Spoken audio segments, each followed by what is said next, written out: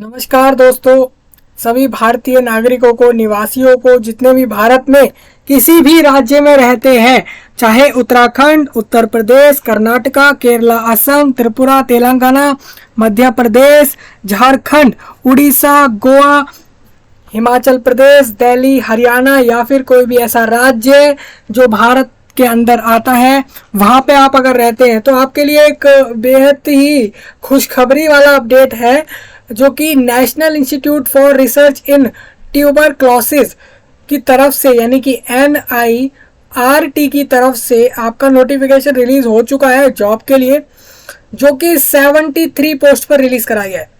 तो मैं आपको बता दूं, 73 ऐसे भाग्यशाली लोग रहेंगे जिनको ये जॉब मिलने वाली है। सबसे पहले देखिए, जैसा कि इसका नाम है national institute for research in tuberculosis, यानी कि ट्यूबरक्लोसिस, जिसको हम टीबी बोलते हैं। टीबी एक डिसीज होती है, आप जानते ही हैं, और ये भी आप उसके सिम्टम्स और बाकी सारी चीज़ें टीबी से रिलेटेड जानते ही होंगे। तो उस डिसीज पर रिसर्च करने के लिए नेशनल इंस्टीट्यूट बनाया गया है, और ये आपका ना ही सिर्फ एक राज्य भर के अंदर, बल्कि ये अलग अलग हर राज्य के अंदर है, इसके जो ब्रांचेस हैं। तो उस हिसाब से मैं आपको बता रहा हूँ कि national institute for research in tuberculosis की तरफ से नोटिफिकेशन रिलीज करा गया है, जिसमें बोला गया है कि हमें 73 लोगों की ज़रूरत है। 2 तरह की पोस्ट रहेंगे, दोनों को हम डिस्कस कर लेते हैं। जो भी एलिजिबल हो पूरे इंडिया से आप अप्लाई कर देना। मैं आपको सारे लिंक वीडियो के नीचे डाल दिए गए हैं, वहाँ से आप जाके अप्लाई कर देना। और हम इस वीडियो में बात करने वाले हैं जॉब के बारे में, एलिजिबिलिटी, क्वालिफिकेशंस, एज लिमिट और सैलरी, वर्क, बाकी सारी चीज़ें जॉब से रिलेटेड। तो एक पोस्ट के तो एक पोस्ट पर 60 वैकेंसियाँ रहेंगी और दूसरे पोस्ट पर 13 वैकेंसियाँ हैं। तो जो भी एलिजिबल हो वो अप्लाई कर सकता है, इंडिया में किसी भी राज्य से अप्लाई वो कर सकता है। तो चलिए हम बारी बारी एक एक चीज़ को डिस्कस करते हैं। तो सबसे पहले ये आपका नोटिफिकेशन है। नोटिफिकेशन में बोला गया कि national institute for research in tuberculosis की तरफ से, ये जो कि आपका department of health research, ministry of health and family welfare, government of India के अंडर आता है ये, और इसका नोटिफिकेशन आपका 26 सितंबर को रिलीज़ करा गया है। जिससे रिलेटेड क्या बोला गया है कि यहाँ पर अगर आप वैकेंसियों का देखें, एक आपका टेक्निकल असिस्टेंट होगा ग्रुप बी में, जो कि नॉन मिनिस्ट्रियल पोस्ट है। दोनों ही पोस्ट नॉन मिनिस्ट्रियल पोस्ट है, एक मिनिस्ट्रियल पोस्ट नहीं होंगे ये दोनों। एक ग्रुप बी का रहेगा, एक सी का रहेगा। बी वाले में टेक्निकल असिस्टेंट होगा, सी में लेबोरेटरी अटेंडेंट होगा। तो अगर दोनों की बात करें तो टेक्निकल असिस्टेंट में चांसेस ज़्यादा होंगे जॉब मिलने के, क्योंकि वैकेंसियाँ ज़्यादा हैं। फिर 13 वैकेंसी आपके सेकंड वाले पोस्ट पे रहेंगे।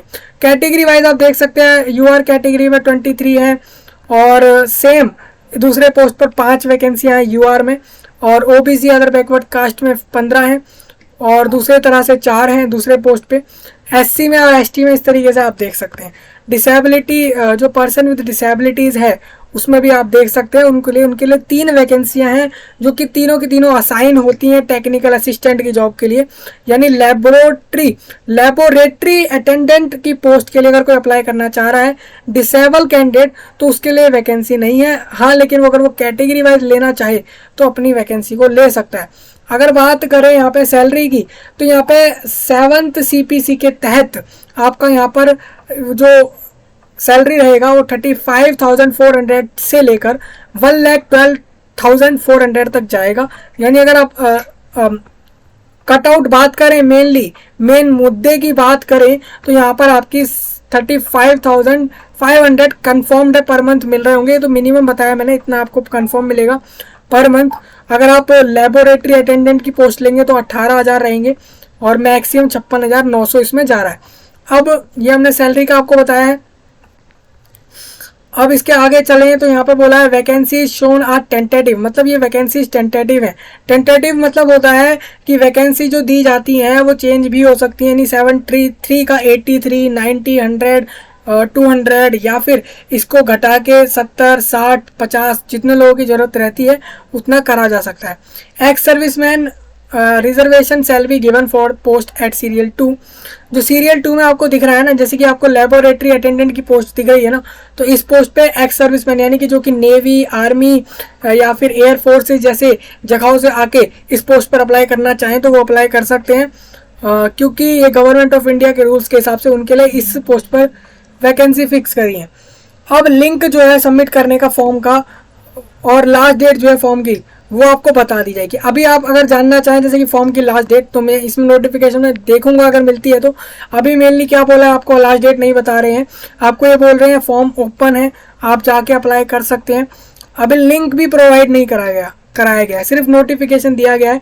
तो अगर आपको मैं अपडेट डाल दूंगा जैसे ही लिंक आता है। और इसमें आपको बोला गया है कि कॉरिगेंडम इफ़ एनी, अगर कोई चेंज होता है तो वो भी आपको बता दिया जाएगा, जो कि NIRT या फिर ICMR के द्वारा इन दोनों वेबसाइट पे मिलेगा, क्योंकि दोनों ही एक सेंट्रल गवर्नमेंट्स की वेबसाइट्स हैं और दोनों ही एक रिसर्च वेबसाइट्स हैं।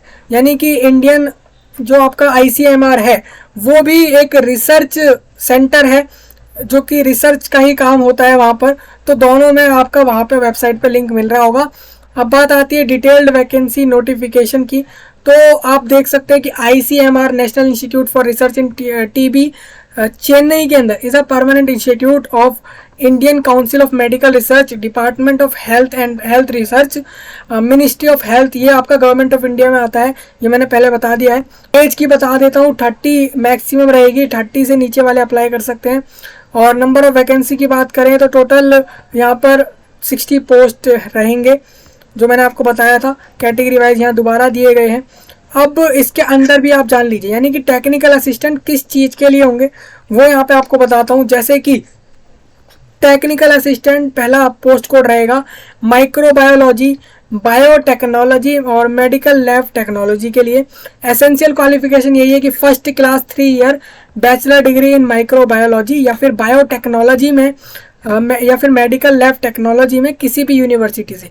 अगर आपने इंडिया के किसी भी यूनिवर्सिटी से अपना बैचलर डिग्री करा है माइक्रोबायोलॉजी में या फिर बायोटेक्नोलॉजी या फिर जो भी यहाँ लिखे हुए हैं उसमें, और वो भी फर्स्ट डिवीज़न, फर्स्ट क्लास मतलब हो जाता है फर्स्ट डिवीज़न से पास हुए हैं, फर्स्ट डिवीज़न का जो भी परसेंटेज होता है वो मार्कशीट से आपको पता लग रहा होगा, तो वो सब लोग यहाँ पर एलिजिबल रहेंगे, फर्स्ट डिवीज़न वाले। और नंबर ऑफ पोस्ट यहाँ पर जैसे लिखा गया है, अब देखिए मैंने आपको टोटल 60 वैकेंसी बताए, उस 60 में से टेक्निकल असिस्टेंट में माइक्रोबायोलॉजी और ये जो फील्ड्स हैं इसमें टोटल 23 कैंडिडेट्स लिए जाएंगे, कैटेगरी वाइज दिया गया है। डिसेबिलिटी के लिए यहाँ पर एक पोस्ट फिक्स करी गई है, और वो भी कौन सी डिसेबिलिटी रहेगी, लोकोमोटर डिसेबिलिटी होगी या फिर लेप्रोसी क्योर्ड या फिर ड्वार्फिम्स या फिर एसिड अटैक विक्टिम्स जो भी होंगे उनके लिए रहेगी। सेकंड आपका टेक्निकल असिस्टेंट में बायोकेमिस्ट्री से पास्ड बैचलर डिग्री के अंदर कैंडिडेट्स अप्लाई कर पाएंगे, या फिर फार्माकोलॉजी से या फिर मेडिकल फार्माकोलॉजी और क्लिनिकल फार्माकोलॉजी और बायोमेडिकल साइंसेज जैसे कैटेगरियों से अगर आपने बैचलर फर्स्ट डिवीजन से पास किया है तो आपके लिए 4 वैकेंसीज हैं। उसमें भी UR कैटेगरी से 2 हैं और एक जो है वो OBC और SC यानी अनुसूचित जाति से होने वाला है। अब टेक्निकल असिस्टेंट बायो इन्फॉर्मेटिक्स में भी यहाँ पर रहेगा, इसमें आप क्वालिफिकेशन यहाँ से देख लेंगे, वैकेंसी भी देख सकते हैं। तो इस तरीके से आपके लिखे गए हैं किस किस के लिए वैकेंसियाँ हैं, आप इसको यहाँ से देख सकते हैं। कंप्यूटर प्रोग्रामिंग, इलेक्ट्रिकल के लिए भी है, इलेक्ट्रिकल इंजीनियरिंग वाले भी अप्लाई कर सकते हैं, हेल्थ इकोनॉमिक्स वाले भी अप्लाई कर सकते हैं, और मैकेनिक जिन्होंने मैकेनिकल इंजीनियरिंग करी है, ऑटोमोबाइल इंजीनियरिंग करी हुई है वो भी अप्लाई करें। नेटवर्क एडमिनिस्ट्रेशन, फार्मेसी, अब देख सकते हैं कितने कैटेगरीज हैं टोटल, आप देख सकते हैं एक्सरे की अलग है, और वेटरीनरी साइंस से भी है यहाँ पे, जिसकी यहाँ पर रखी गई है 1 वैकेंसी, यानी 1 को लिया जाएगा। अब बात करते हैं लेबोरेटरी अटेंडेंट की, जिसमें सैलरी और हम डिस्कस कर चुके हैं। एज की बता देता हूँ, इस पोस्ट के लिए मैक्सिमम 25 रहेगी, मिनिमम इसमें 18 है। उस पोस्ट के लिए भी आप टेक्निकल असिस्टेंट में भी 18 मान के चल सकते हैं, क्योंकि 18 प्लस का कैंडिडेट ही होता है जो ग्रेजुएट, 18 तो ऑलमोस्ट कम से कम उसकी होती ही है, 18, 19, 20 जो कि ग्रेजुएट करता है, ग्रेजुएशन कर रहा होता है। अब बात करते हैं यहाँ पे पोस्ट कोड में लेबोरेटरी में आपकी इसमें चाहिए होगी 10th पास 50% मार्क्स के साथ आपको चाहिए होंगे, प्लस आपका 1 साल वर्किंग एक्सपीरियंस चाहिए होगा गवर्नमेंट रिकॉग्नाइज लैब के अंदर, मतलब किसी भी गवर्नमेंट लैब के अंदर आपने अगर काम करा है इस पोस्ट पर, किसी भी गवर्नमेंट लैब में या फिर अप्रूवल मिला हुआ हो उस लैब को गवर्नमेंट का, तो आप यहाँ पर अप्लाई कर सकते हैं। वैकेंसीज आप देख लेंगे। प्लम्बर की भी रहेगी, प्लम्बर का भी आप देख सकते हैं यहाँ पे जो भी लिखा गया है। अब SC ST का मतलब दिया गया है शेड्यूल कास्ट, शेड्यूल ट्राइब, ये आपकी कैटेगरी आई होती हैं। जिसको लग रहा हो कि उसको उसकी कैटेगरी नहीं पता तो वो एक UR के तौर पे अप्लाई कर सकता है, क्योंकि फॉर्म की डेट जाने तक आपके पास एक यही चांस होगा कि आप UR कैंडिडेट मान के अपने आप को अप्लाई कर दें। लेकिन अगर कोई कैंडिडेट अपनी कैटेगरी को जानता है तो वो अपना सर्टिफिकेट अपलोड कर देगा फॉर्म के साथ, जिससे कि उसको एज में फ़ायदा मिल रहा हो तो मिल जाए, साथ ही उसको जो है फॉर्म के फीस में या फिर और आगे जो बेनिफिट्स होते हैं वो मिल सके।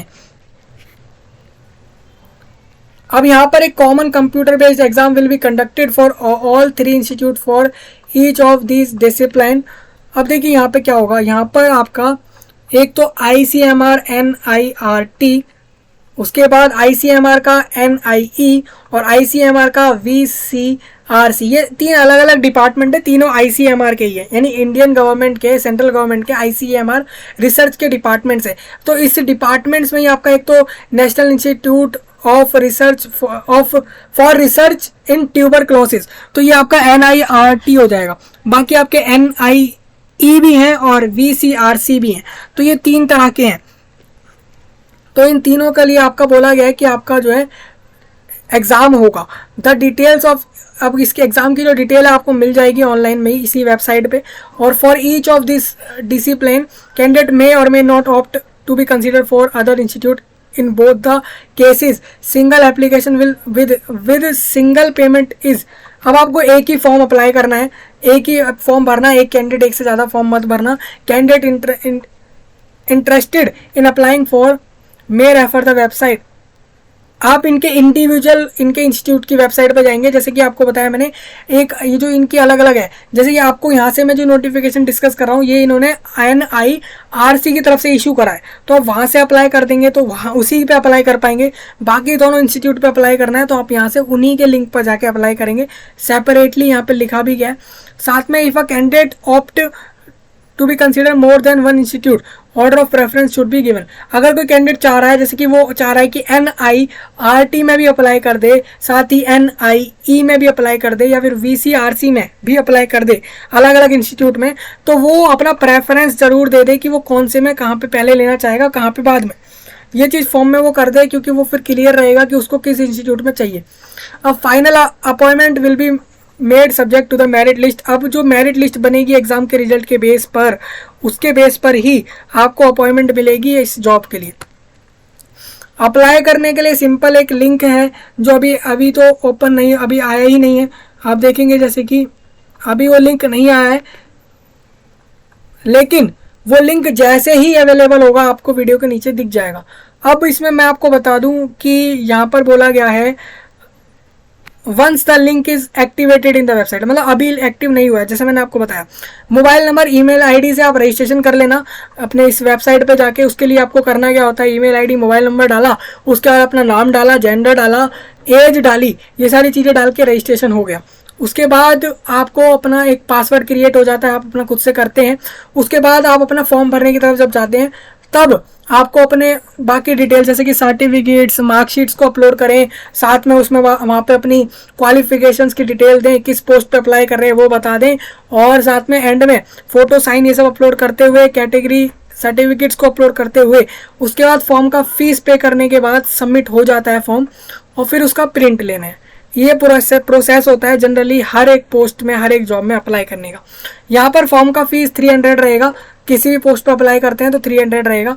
और जो कैंडिडेट SC ST से आ रहे हैं और खासकर वुमेन कैंडिडेट चाहे वो किसी भी कैटेगरी से हो, तो वो फीस नहीं भरेंगे, वो बिल्कुल फ्री में फीस को ना भरते हुए अप्लाई कर सकेंगे।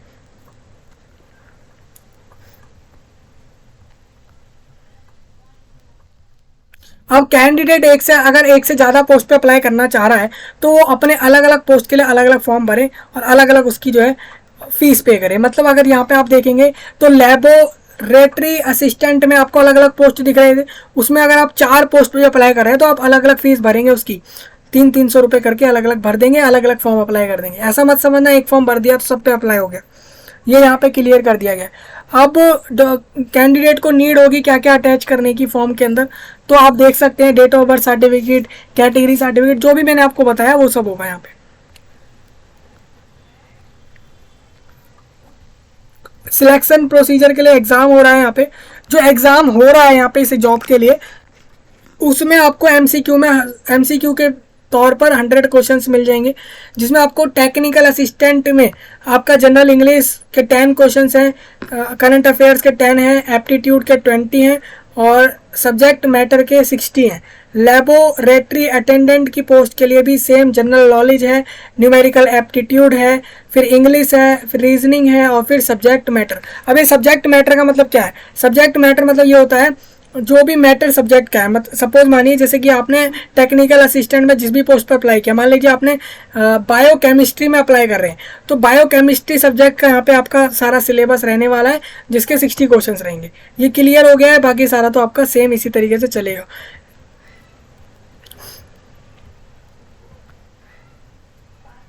अब देखिए क्वालिफिकेशंस आपकी ग्रेजुएशंस थी हर पोस्ट पर, किसी में 10th थी, तो आपकी जैसी क्वालिफिकेशन मांगी जाती है उसी लेवल का एग्ज़ाम आता है, उसी बेस्ड पर आता है। अब यहाँ पर आपको 90 मिनट्स मिल जाएंगे 100 मार्क्स को कंप्लीट करने के लिए। साथ में करेक्ट आंसर पर तो 1 नंबर मिल जाएगा, रॉन्ग आंसर करने पर 0.25 मार्क्स जो है राइट में से करेक्ट हो जाएगा, राइट आंसर्स में से। तो ये था आपका सिटी सेंटर फॉर। अब देखिए एग्ज़ाम कहाँ का होगा? एग्ज़ाम आपका होगा चेन्नई में और पुडुचेरी में। अब जो भी कैंडिडेट दूसरे स्टेट में रहते हो तो वो लोगों को चेन्नई आना पड़ेगा एग्ज़ाम देने। मतलब एग्ज़ाम जो जॉब है वो तो आपकी नेशनल लेवल पर है, लेकिन आपको इस एग्ज़ाम को देने के लिए चेन्नई जाना पड़ेगा, चेन्नई या फिर पुडुचेरी, यानी आपको तमिलनाडु एग्ज़ाम देने जाना पड़ेगा, वहाँ आपका सेंटर रहने वाला है इस जॉब के लिए। टर्म्स एंड कंडीशंस की बात करूँ यहाँ पर तो नेशनैलिटी आपकी बोली जा रही है कि द एप्लीकेंट इंडियन सिटीजन, यानी कि उसका इंडियन होना ज़रूरी है, भारतीय नागरिकता हो उसके पास, उसके सर्टिफिकेट्स हो, पेपर्स हो। एज लिमिट्स आप देख सकते हैं यहाँ से, और बाकी सारी चीज़ें जो मैंने एज तो क्लियर कर ही दी है आपको, ये रीड कर सकते हैं। प्रोबेशन पीरियड मतलब होता है आपके ऊपर, आप चेक करना कि जो हमारे यहाँ काम कर रहा है, जिसको हमने रिक्रूटमेंट के तहत लिया है, तो वो उसको देखा जाता है, उसका क्रिमिनल रिकॉर्ड ना हो या कोई और चीज़ें ना हो, ऐसी कोई इशू ना रहा हो उसका पहले कभी लाइफ में, जो कि एक लीगल तौर पे देखा जाता है, जो कि प्रोबेशन पीरियड जिसको कहा जाता है, जो कि 2 ईयर का रहने वाला है, यानी 2 साल तक का रहेगा। यहाँ पे आपकी डिसेबिलिटी लिखी है कि डिसेबिलिटी वाले कैंडिडेट्स के लिए किस पोस्ट पर कौन सी डिसेबिलिटी एक्सेप्ट की जाएगी, वो आप यहाँ से देख सकते हैं। और बाकी कंडीशंस है कुछ, तो ये पूरा नोटिफिकेशन था आपका, मैंने इसमें बता दिया आपको, इसमें आपका सब कुछ कवर हो चुका है हमारा। यहाँ पे रही बात एग्जाम का सिलेबस आपको यहाँ पर ICMR या फिर आपका NIRT या फिर आपका VCDC या फिर NIE, इन सारे वेबसाइट पे अवेलेबल होगा। जैसे ही आपका सिलेबस आ रहा होगा और फॉर्म के लिंक आ रहे होंगे, तो आप इन सब जगहों पे अपना सिलेबस देख पाएंगे। हमने इस जॉब के रिलेटेड सारी चीज़ें डिस्कस कर दी हैं। अब आपको एक चीज़ और दिखाता हूँ, जो आप कैटेगरी सर्टिफिकेट अपलोड करेंगे फॉर्म के साथ अप्लाई करते समय, तो वो आप इस वाले फॉर्मेट को अपनाना जो मैं अभी दिखा रहा हूँ। ये आपकी फाइल रहेगी, इसमें आप देखेंगे तो यहाँ पे SC/ST का सर्टिफिकेट का फॉर्मेट रहेगा, ये आप देख सकते हैं, और ये आपका OBC का रहेगा। अब देखिए फ़र्क क्या है, एक 2 तरह के सर्टिफिकेट्स फॉर्मेट्स होते हैं, एक स्टेट गवर्नमेंट के और एक सेंट्रल के। तो ये सेंट्रल वाले रहेंगे क्योंकि एक ऑल इंडिया जॉब है, तो आपका ये वाला एप्लीकेबल रहेगा यहाँ पर। तो आप इस वाले को अपलोड करना, गवर्नमेंट ऑफ इंडिया वाले को, जिसमें आपको OBC के सर्टिफिकेट्स भी दिखेंगे और EWS के भी दिखेंगे। इन सब को ही फिल करके सबमिट करना। जब भी आप अपना सर्टिफिकेट ज़रूर बनवा लेना अगर नहीं बना है, और डेट्स के अकॉर्डिंग अप्लाई करना। अभी तो आपका कोई इशू है नहीं क्योंकि डेट अभी एक्चुअल में क्लियर नहीं हुए फॉर्म के, लेकिन आप इस हिसाब से कर सकते हैं और इसमें अप्लाई कर सकते हैं। देखिए डिसेबिलिटी के लिए भी है, नो ऑब्जेक्शन सर्टिफिकेट उनके लिए होता है जो पहले अभी मान लीजिए कहीं काम कर रहे हैं और वो इस पोस्ट पर अप्लाई कर रहे हैं, तो उनके लिए ये सर्टिफिकेट होता है। तो हर तरह का सर्टिफिकेट होता है, डिक्लेरेशन का भी होता है और हर तरीके का होता है, तो उसी को यूज़ करके अपने फॉर्म में यूज़ कर लेना, ये आपको दिए गए हैं।